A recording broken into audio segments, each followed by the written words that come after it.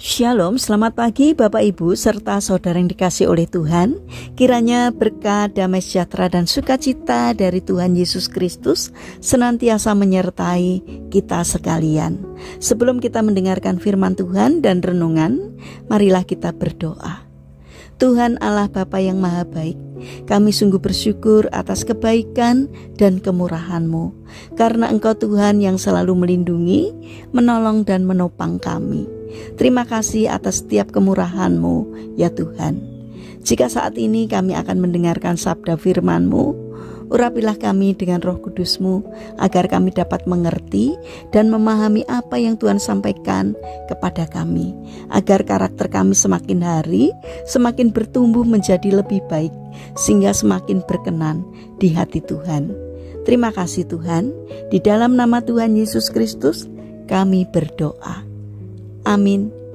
Bapak Ibu serta saudara yang terkasih, bacaan firman Tuhan saat ini diambil dari TB2, kitab Efesus pasal 4 ayat 23 dan 24. Demikianlah sabda Tuhan.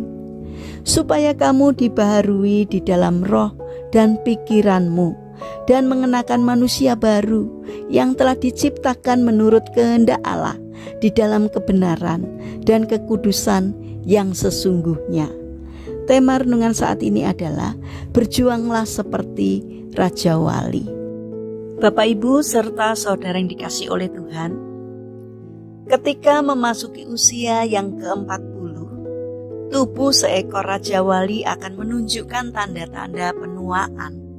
Ini ditandai dengan paruh yang semakin panjang dan juga bengkok ke arah tubuhnya, sehingga lama-kelamaan paruh tersebut akan menyentuh dadanya.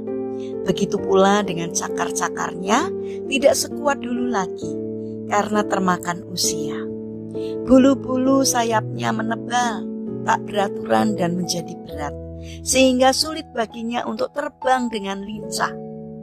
Jika hal ini dibiarkan begitu saja, maka yang akan terjadi pada Raja Wali tersebut adalah kematian. Mau tidak mau ia harus menentukan pilihan, mati atau melalui sebuah proses panjang yang menyakitkan selama 150 hari. Umumnya Raja Wali memilih untuk melalui proses menyakitkan tersebut dengan berusaha sekuat tenaga terbang ke puncak gunung. Di sana ia membuat sarang di sebuah tebing yang cukup tinggi. Di sarang itulah ia tinggal dan memulai proses panjang yang akan mendatangkan pembaharuan baginya. Proses pembaharuan dimulai dari paruhnya yang sudah terlalu panjang dan bengkok.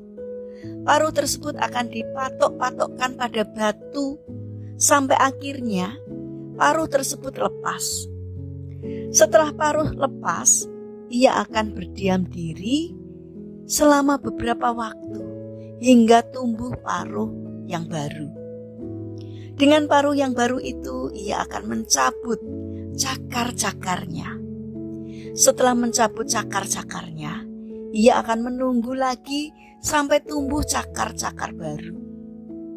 Setelah cakar baru tumbuh, maka ia akan mencabut bulu-bulunya dengan cakar baru itu.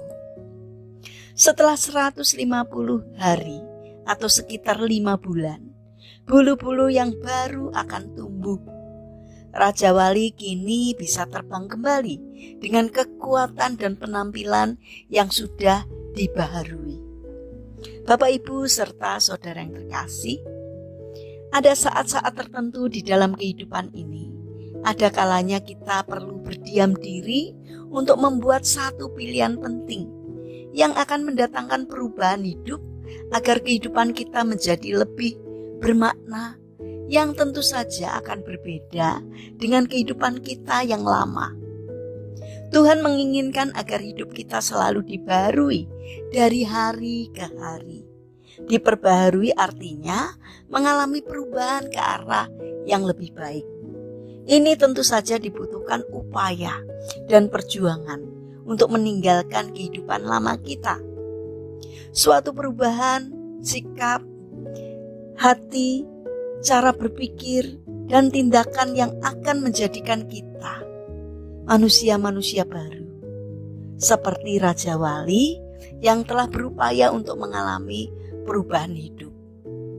Proses menuju perubahan itu terkadang menyakitkan, karena kita harus rela membuang kebiasaan-kebiasaan lama kita dan mengenakan sifat serta kebiasaan baru, sebagaimana yang Tuhan inginkan.